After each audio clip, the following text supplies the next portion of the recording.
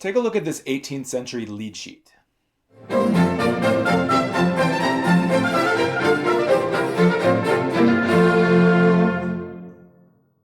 Notice the numbers under the bass line? That's figured bass, a system that might seem strange to us today. Back then, musicians didn't think of chords as root, third, and fifth units like we do. Instead, they saw them as intervals stacked above the bass note. Figured bass was their way of writing chords, using numbers instead of chord names. Now, we don't use figured bass for writing music anymore, but it's the key to unlocking chord inversions and deeper musical analysis. We combine figured bass numbers with Roman numerals to give us a complete picture of chords and their inversions. So let's break it down and see how this old system still helps us understand music today. First, what are chord inversions? Let's start with a basic triad. In its simplest form, a chord has three notes, a root, third, and fifth, all stacked in thirds, meaning each note is a third away from the next one. This is an F major chord. It has the notes F, A, and C. But this is also an F major chord. It also has the notes F, A, and C, just more of them, spread out over more octaves. Any group of notes that contains F, A, and C is an F major chord of some kind. These chords have the same essence, sound, and function. F is the root and the bass note, or lowest note, and all of the other notes reinforce that low F. Now, let's place A in the bass. Hear the difference? It's still an F major chord, but it has a different character. We inverted it, meaning the root isn't the lowest note anymore. The third of the chord is. The previous chord probably felt strong and stable, but this one feels like it wants to go somewhere else. By putting a note other than the root in the bass, we've changed the essence of this chord, even though it's still an F major triad. The upper notes don't reinforce the lowest note the same way they did when F was in the bass. In modern notation, we call this an F/A chord, an F chord with an A in the bass. Any chord that has some note other than the root in the bass is called an inverted chord or slash chord. Whatever comes after the slash is the bass note. But if root position chords are strong and stable, why use inversions? Well, if every chord is stable, they all carry the same weight. Inverted chords are less stable, but that gives them direction, like they need to move to something more stable, adding drive, direction, and momentum to the music. We can take any triad and put either the root, third, or fifth in the bass. When the root is in the bass, it's called root position, and this is the default assumption. So if the music calls for an F chord, it's in root position and F is in the bass. F/A means that A, the third of the chord, is in the bass. This is called first inversion.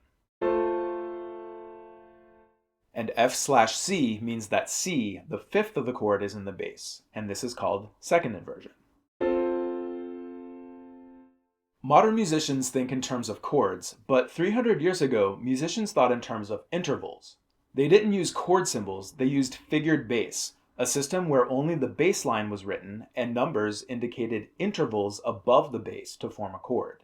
If we look at the three triad positions in their simple forms and measure the distance from the lowest note to the two other notes, we get a set of numbers that represent the intervals between the bass and the other chord members. In root position, there's a third above the bass and a fifth above the bass, so we call this 5/3. In first inversion, the intervals are 6/3. And in second inversion, 6/4. These numbers provided just enough information for musicians, particularly keyboard players playing the harpsichord or organ, to construct harmonies. The bass note was the only explicitly written pitch, while the upper voices were left to the performer's discretion, allowing for varied voicings of the chord as long as the written bass note was the lowest note. Now, just like any notation system, these numbers usually weren't used in their full versions. That's a lot of numbers and a lot of calculations. So in practice, shorthand developed. Here's the music we heard at the beginning of the video, the bourrée from Handel's Water Music, showing just the bass line with its figures. Notice how few numbers there are, because this is the shorthand system. The default assumption was a root position chord, so if you saw no figured bass numbers under a note, that note is the root of the chord. In some places that might be confusing, so they would write a 5, a 3, or a 5/3 to indicate root position as well. This 5 is under the D because most musicians would expect to hear a first inversion chord here. So this is just a reminder that this is root position. And since there are two Cs in a row towards the end, the 5-3 lets us know these are two different chords. If there was no number after the 6-4, we might assume that both of these are 6-4 chords. Now for the other numbers. 6-3 chords, or first inversion chords, were shortened to just 6 because thirds were thought of as the default interval above the bass note. So if there's a 6, there's really a 6 and a 3. Root position and first inversion triads accounted for most of the common chord progressions. The interval of a fourth above the bass was considered a dissonance that had to be used with care, so 6-4 chords were much less common and only used in specific configurations. They always used the full notation of 6-4. Figured bass symbols can be used for more than just triads. They can also show the 4 inversions of seventh chords, different types of suspensions, and notes that are outside of the key signature. We'll explore those in future videos, but to complete this example, we need just one more chord type. 7 is shorthand for 7-5-3, or a root position seventh chord. This example has 3 of them, all on the note C, so these are all C7 chords. With this information, a keyboard player could play the notes of the chords in various voicings as they saw fit. This is called realizing figured bass, turning numbers into real notes. This is just one possible option out of many. All other options will use the same notes, just in different combinations and arrangements. Let's add modern chord symbols. Anything with a 6 or 6-4 will be a slash chord with the bass pitch written after the slash. Let's listen again now with this new information. We're just looking at the keyboard part, but the other instruments are also playing notes of these chords, carving out melodies from the chord tones.